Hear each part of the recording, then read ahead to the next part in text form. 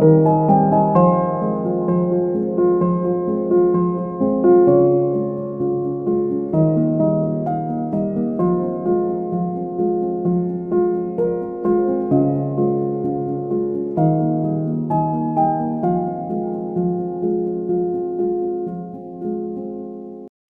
alaikum everyone. As we have completed our unit number 1, cellular organization.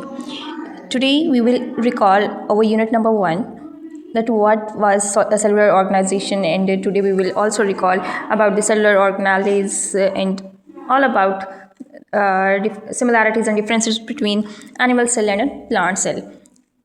So first of all, we will start from the cellular organization.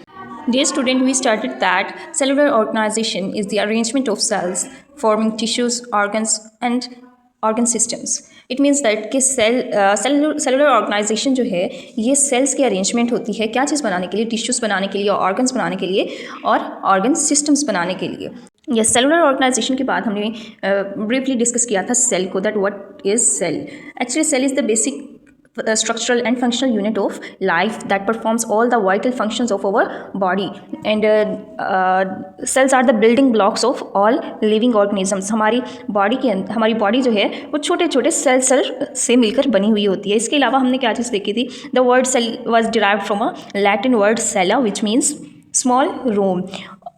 Okay, then we started that the English scientist Robert Hooke discovered the cell for first time in 1665, and he observed the plant cell under a microscope, and he also introduced the term cell for first time. Okay.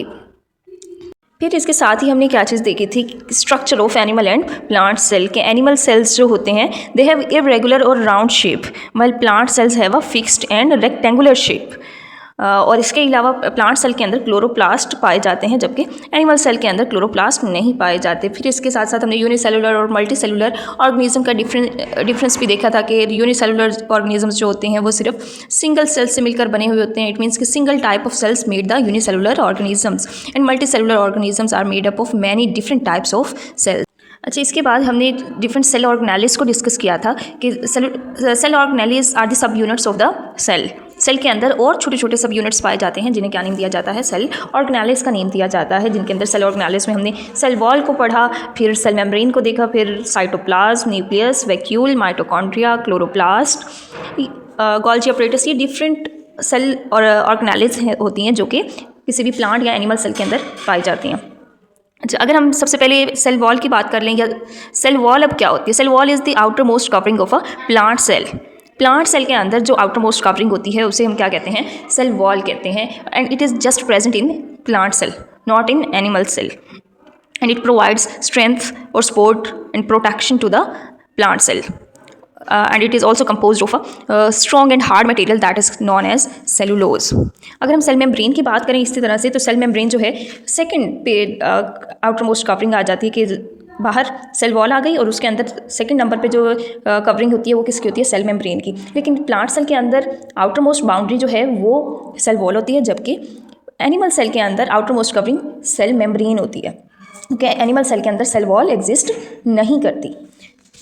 अच्छा, cell membrane को अगर हम देखें तो cell membrane is also known as semi permeable membrane because it allows some materials to pass through it. It means and stops others.